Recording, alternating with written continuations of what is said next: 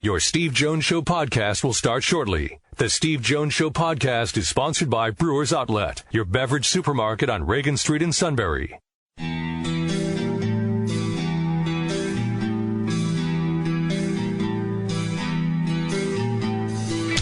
Sports talk where your voice counts. This is the Steve Jones Show on News Radio 1070 WKOK. Now from the Sunbury Motors Studio, here's Steve Jones. Happy Friday, everybody. Great to have you with us. Brought to you by our good friends at Brewers Outlet, Reagan Street in Sunbury, the beverage supermarket.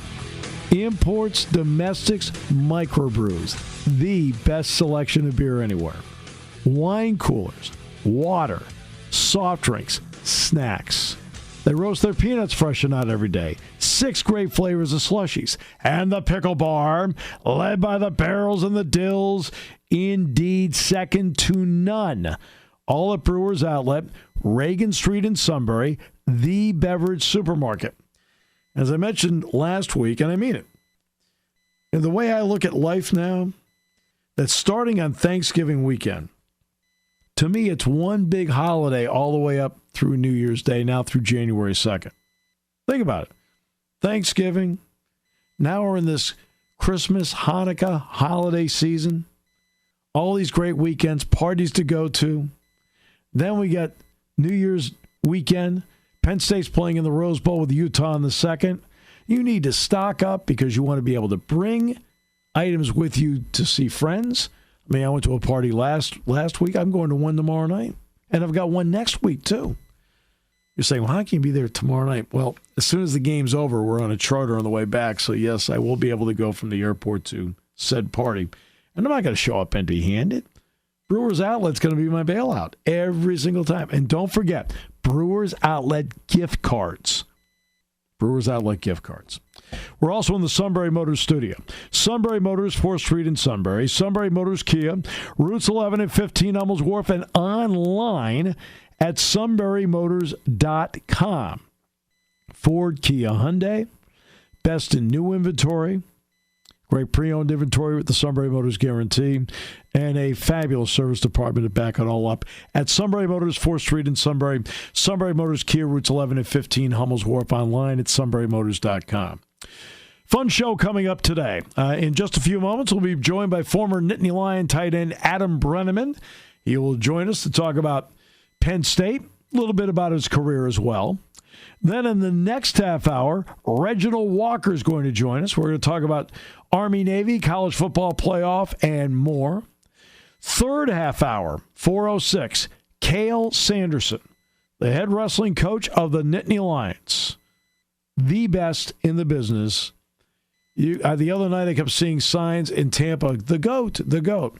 The GOAT will be on this show, Cale Sanderson, at 4:06. Final half hour, we'll revisit with Dick Vermeil, speaking of somebody else who's one of the best ever.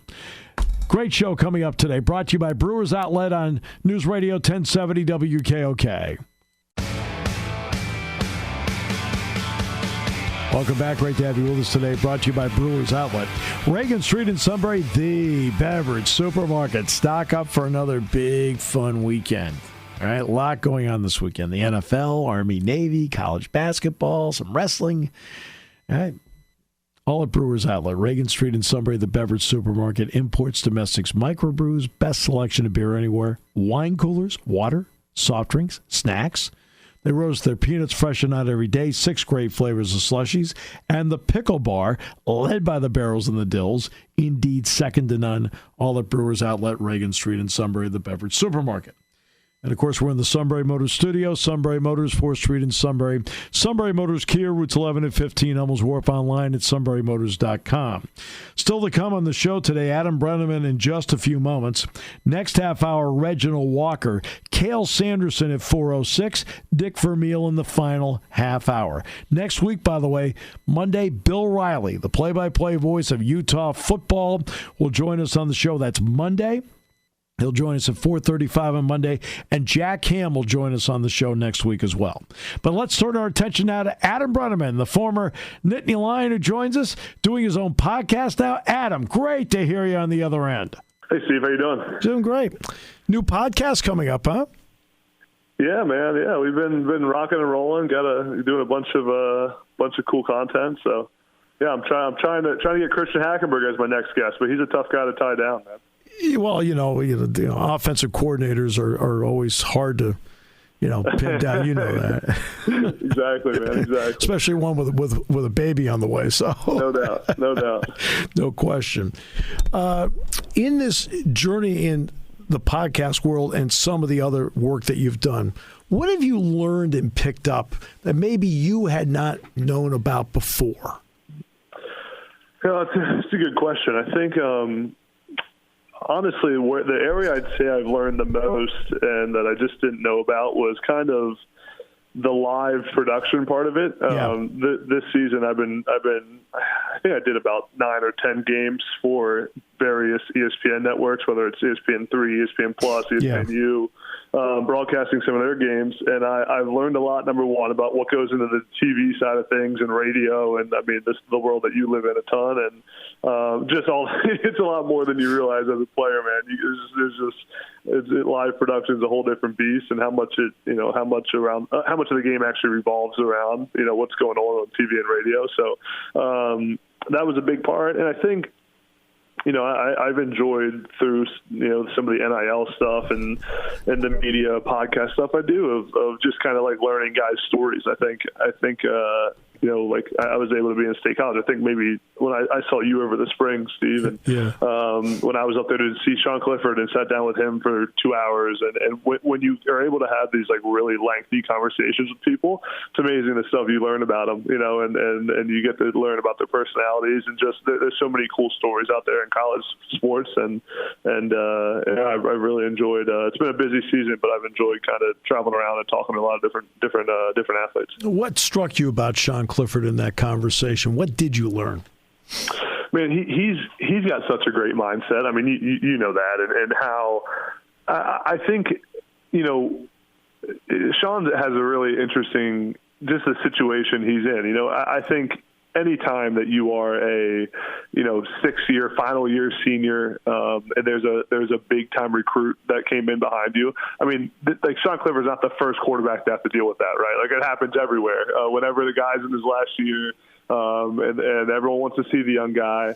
I thought that I asked him about that directly a couple times and kind of dug in on it, and I just thought that his mindset and mentality about it was really good, and I just think he's got such a good head on his shoulders, and he handles the kind of the somewhat negative feedback or negative boos or whatever from the fans so well. I think he's able to Sean has a unique ability to not listen to anything. And it's a lot of young guys have issues because like if you listen when it's really good, then you also listen when it's bad. And I think Sean has the maturity to just not listen to any of it. And Sean's just comfortable being himself, and he's extremely confident. And you don't always find that with young athletes because they're so used to being told how good they are all the time. It's something I struggle with, man. Like, I mean, I thought I was really, really cool and good when I was a 17-year-old true freshman. And, I thought I was the best in the world. And then you get knocked down pretty fast, and it humbles you really quickly. But Sean's got a really good ability to just kind of be himself and not care about everyone thinks, and it served him well. And I know he's obviously going to be successful, and hopefully in pro football, but I know in every other part of life as well. Well, injuries did that to you. I mean, let's be honest with everybody. That was the issue. I mean, injuries did that to you because anybody who watched, as an example, the Wisconsin game to close out the 2013 season, you kind of felt at that point you were on your way. And that's how tough the sport can be. You're on your way, and then you get derailed. Yeah. Yeah, no, it's a great point. It's funny. I always say, and I was talking to my dad about this the other day. It's funny to think. I remember vividly walking off the field at Wisconsin in 2013 with Bill O'Brien, and we're beside each other. And I remember Bill saying to me, like, like this is just the start of a long journey together. This was his second season, my first season. We just beat Wisconsin. We were 20 whatever point underdogs on the road. And it's just so funny for me to think back because that was such a positive moment in my career and in his as well. It's funny to look back and think Bill O'Brien never coached another game at Penn State, and I never called another pass at Penn State in my career. Right. It's just in my head. It's like this memorializing, period of my time there. And yeah, I mean, injuries come up and they happen, and I got dealt a bad card early in my career, but I enjoyed my time at Penn State. It sucked the way it ended, but that's just that's life, man. You got to deal with it, and I'm not the only one that's had to deal with that. It's just kind of how it happens. Did the UMass experience at least give you some satisfaction of getting on the field and catching passes again? I think it did. It definitely, I think if I wouldn't have done that, there's always kind of been like in the back of my mind, like I would have always kind of felt like I never really reached what I was supposed to reach. And I'll say after UMass now, even though I didn't play in the NFL, you know the story. I went to the Senior Bowl, went to the Combine, failed my physicals. Everyone was like, this guy shouldn't be playing football.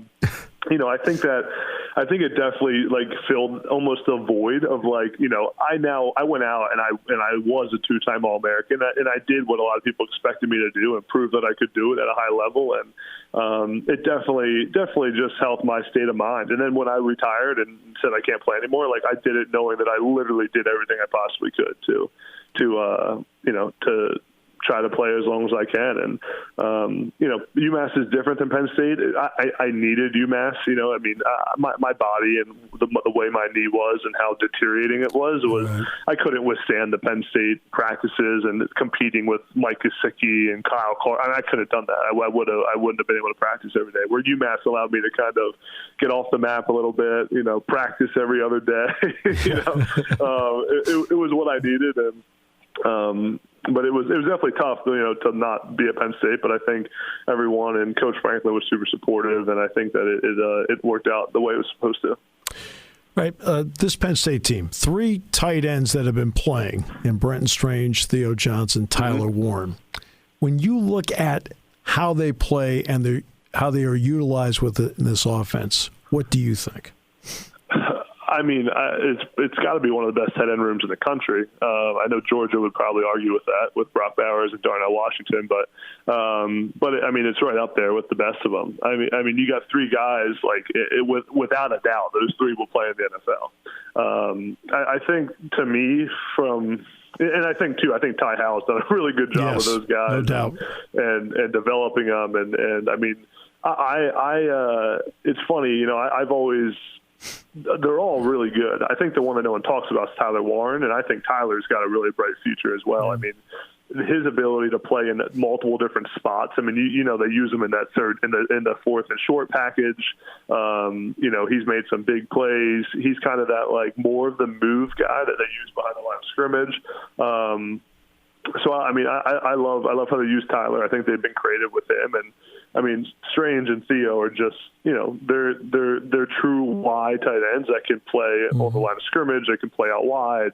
They're athletic. I mean, they truly do it all. It's almost they're as good of tight ends as Penn State's had in a while, and I mean they've had some good ones now, as you know. So those guys are all special, man. They did a great job recruiting at that position, and you're seeing the fruits of the labor. They almost have too many guys in there. Well, I don't know if you can have too many in today's game, but no doubt. But I know what you mean in terms of like number of plays guys play. Exactly. Yeah. There are certain seasons that may not be championship seasons, but in my lifetime, I feel like they've been, quote, important seasons. Penn State finished out with 4 straight wins, ended up 10-2. I've looked at this as an important season because I felt like it got a lot of elements back on track. Is that fair to you to have that kind of mindset on my part?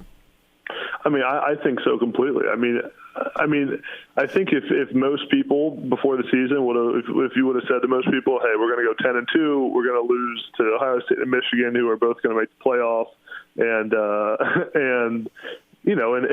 everything kind of gets back on track. Like you said, the run game improves. The defense, after losing Brent Pry, is lights out and one of the best in the country. And I think everyone, I would have been on board with that. I would have said, I'll take it. I think, I just think it's another really good job by James Franklin, and I think Sean Clifford, hopefully now in the bowl game, gets a chance to go out on top. But I mean, just another job of it's not always pretty all the time.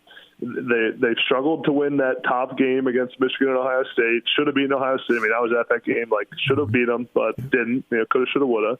But a 10-2 season, and your 2 losses are the 2 playoff teams. I mean, most teams around the country would take that. And I think again, Penn State, take the last 2 years out of the picture, has consistently been in that spot. I mean, New Year's Six bowl game, 10 wins. I mean, and it's funny because you're building the program right when that kind of season becomes a little bit of is that a good season or not? Right. In fact, we're even having this conversation. Sure. you know. Now, again, and Coach Franklin would say this himself, they got to take the next step. That's right. And you got to beat one of those teams. You got to win one of those games. Again, they closed that game out against Ohio State. They're in the playoffs. I mean, or at least in the conversation to be the playoffs, and might have made it. So, yeah, I mean, they got across the edge. I think back to when Coach Franklin made that comment about going from great to elite or whatever it was a few years ago. And I think the reality is so much has changed in college football since that comment. I mean, college football is a completely different game now. You got NIL, you got the transfer portal, which is running wild. But I think that Penn State as a program is as built and set up for success as anyone is in the country. And they've recruited that way. They've got, as you know, man, you need a great quarterback. You need one, and they got a great one. That's ready to play. They got some time this year, and I think that running back room is special. They're recruiting at a high level. I mean, as they've always done. I think the program's set up to reach that elite tier in college football. Well, there are always people along the way that set a foundation for the next group to come in, that sets a foundation for the next group to come in. You were part of that group that, helped save the place and also laid a foundation for the future as well. And everybody's always going to be grateful for that. Adam, thank you so much for your time and for the fact that you came to Penn State and did what you did. Appreciate it, Steve. It means a lot, man. Thanks for having me. Adam Breneman, great to catch up with him. Next half hour, Reginald Walker. We'll take a look at the national football scene, including Army-Navy coming up tomorrow. Cale Sanderson at 4:06 today. Final half hour, we'll revisit with Dick Vermeil, who's going to be here in Center County a week from tonight for a Pink Zone event to benefit breast cancer research and breast cancer awareness. Today's show brought to you by Brewers Outlet, Reagan Street in Sunbury.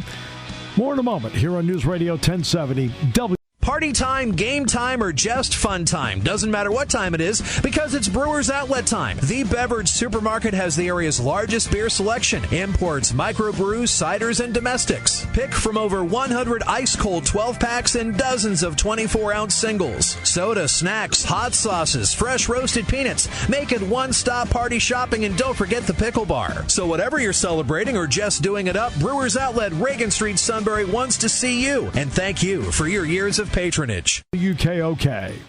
When it comes to car buying, there's the other guy's way, and then there's the SMC way. The other guys force you into a vehicle you really don't want. The Sunbury Motors way lets you take the time you need to browse, ask questions, and take the test drive and think on it. For over 100 years, the Mertz family and all their employees have made your experience the most pleasant one you'll ever have.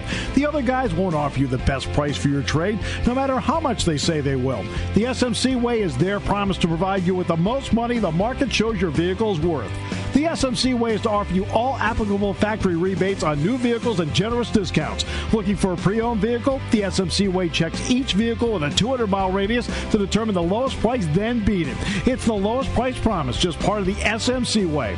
The choice is up to you. The other guy's way or the SMC way. The SMC way wins every time. Sunbury Motors Company in the North 4th Street Auto Plaza, Sunbury, and at sunburymotors.com. Selling more cars and satisfying more customers for over 100 years.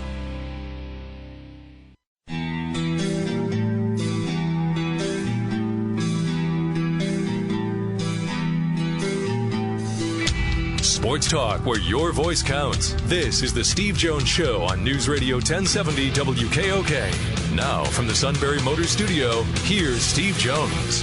Welcome back. Great to have you with us on the show. Cale Sanderson next half hour. Today's show brought to you by our good friends At Brewers Outlet, Reagan Street in Sunbury, the beverage supermarket. Imports, domestics, microbrews, the best selection of beer anywhere. Wine coolers, water, soft drinks, snacks, lots and lots of snacks.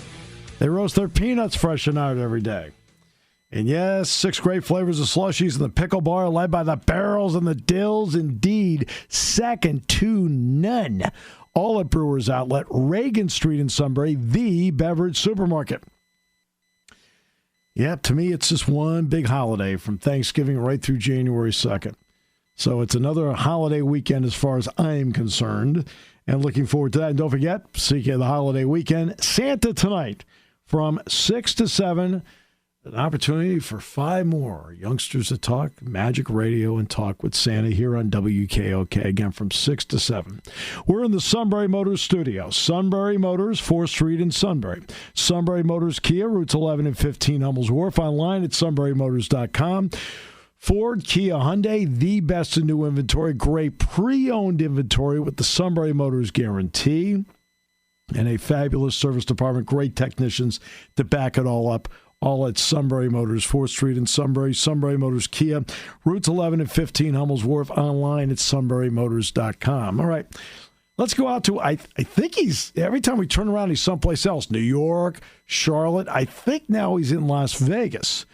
So let's go out to Vegas. And Reginald Walker, sir, welcome. Great to have you with us. Thank you, sir. I am still in Las Vegas. Sorry about that. I was in some conversations and doing some things. The athletic director from San Diego State was a conversation that I was wrapping up and trying to get over to you guys. So I apologize. No need to apologize. I mean, is the athletic director at San Diego State giving any hints at all of a conference change? He is not. He is not. Of course not. He's got to keep it close to the vest as opposed to the Pac-12 commissioner.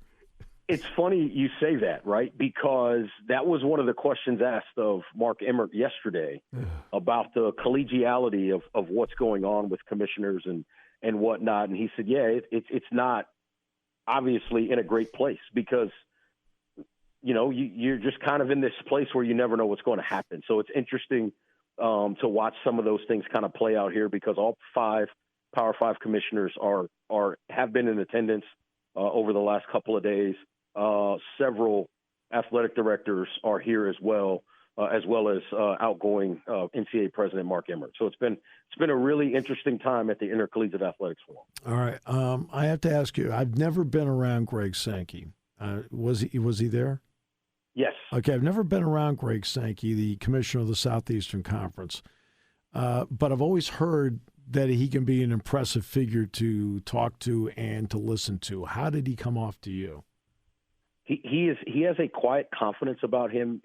Greg Sankey, he commands a room for 2 reasons. Number one, people know who he is because of obviously the title he holds. But the way he enters a room, you have no choice but to notice him.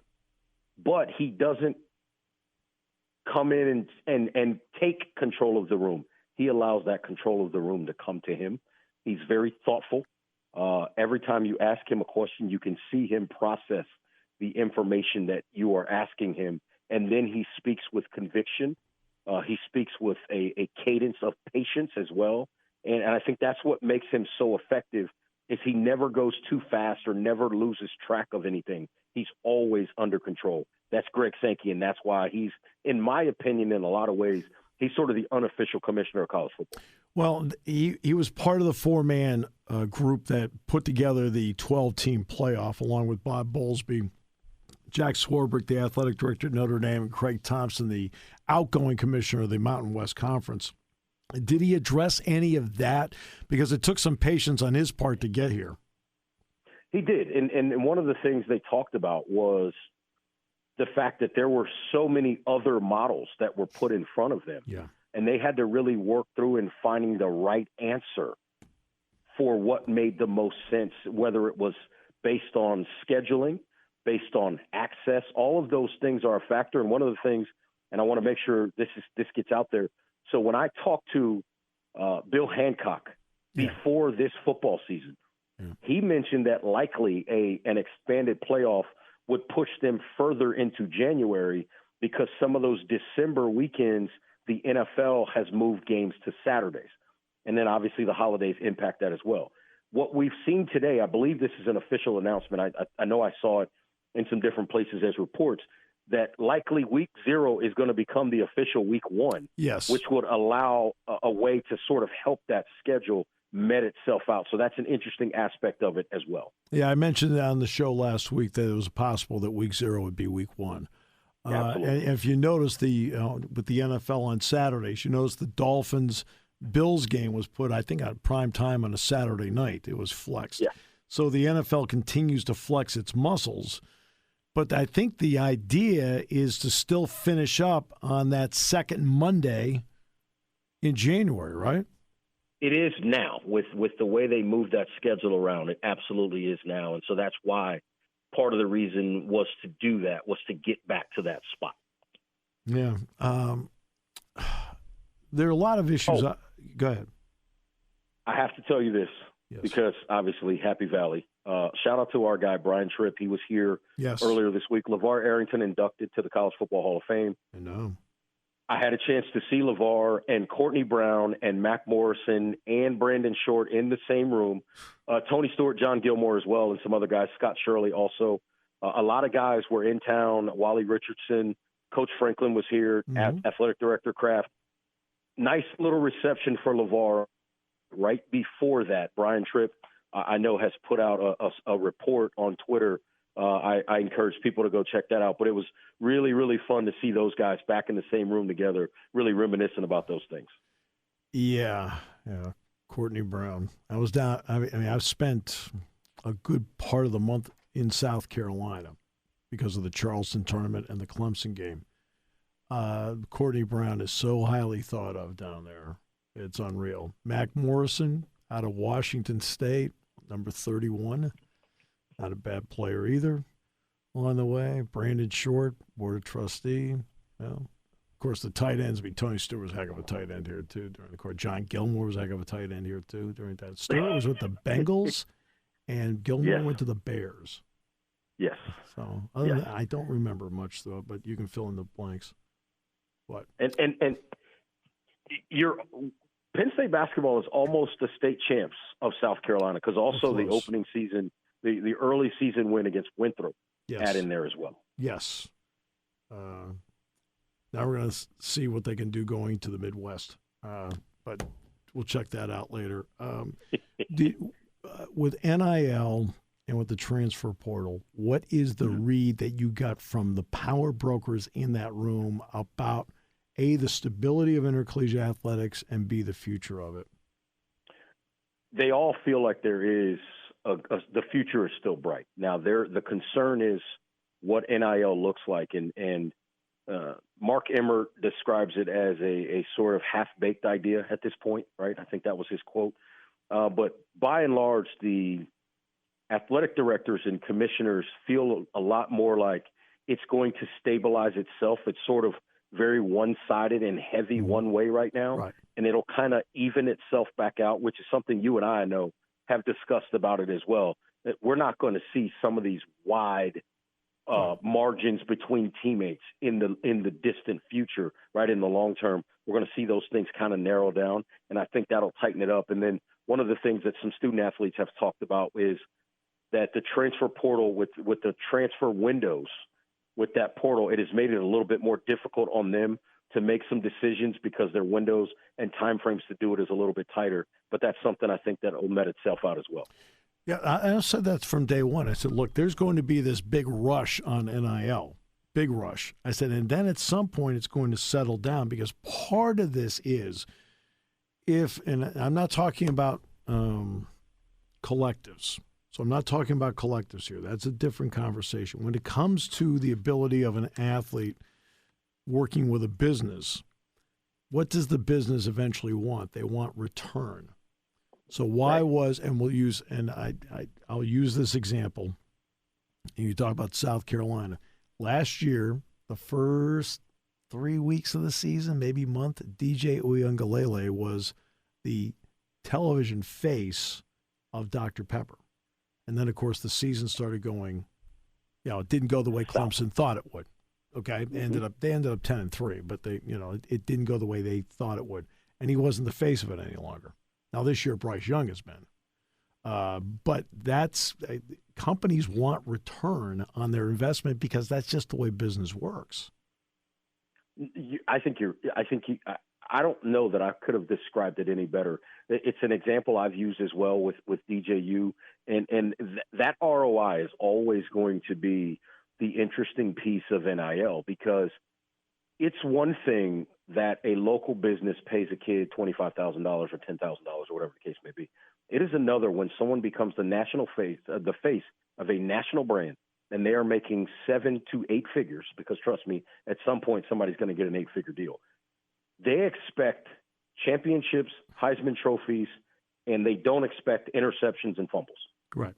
That's just the bottom line. And at some point, those things have to intersect the right way for a business to feel like they're getting the proper ROI.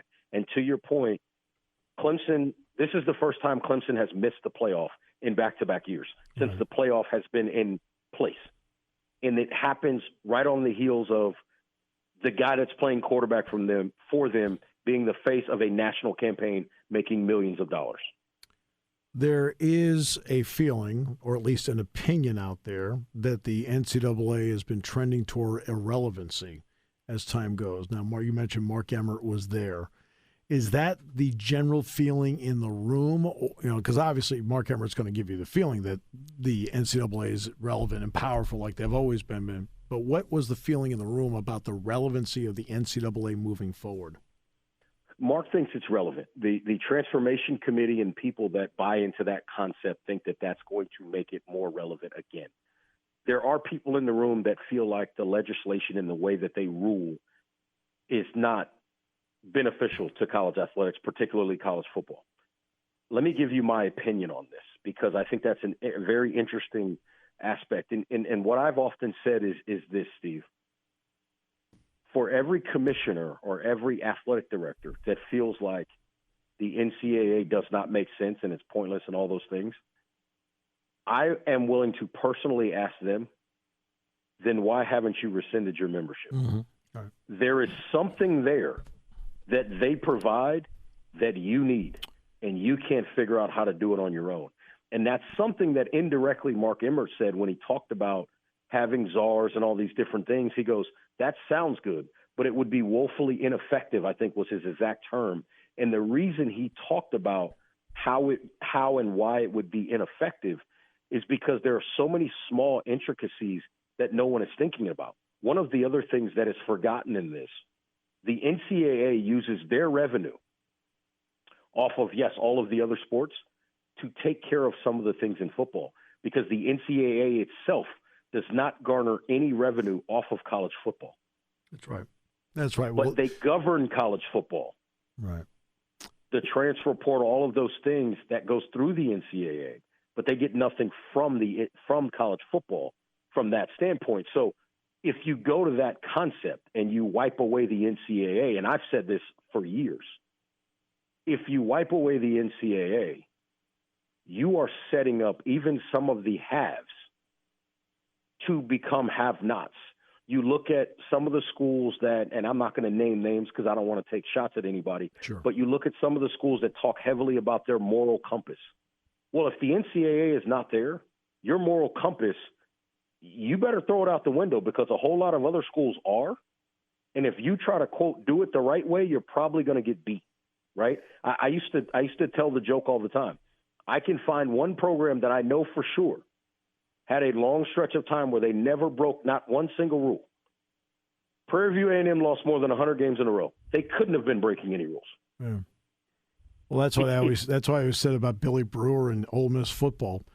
They got caught, put on probation. They won 3 games. They didn't even cheat right. All right, so SMU's death penalty came because they had to meet payroll, right? They told him to stop, right? And he goes, "Well, look, I can't. I got to make payroll. I can't quit paying these guys." Okay, there are 2 things that the NCAA, to its credit, does extremely well.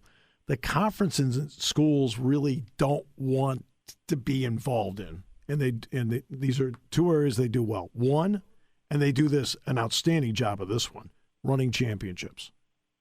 right? Takes a lot of work, a lot of legwork, a lot of organization to do it. The NCAA, to its credit, does a great job of running championships. And I think conferences and schools, good. I'm glad somebody's doing that. The other part is you do need some sort of group that is running the rules part of it. And again, that's another element schools and conferences don't really want to be a part of, so they do it. Those are the two areas where I think there's a purpose to it. Absolutely. I mean, let's give a prime example, Steve. Who's the biggest pariah in most athletic departments? Whoever the compliance person is.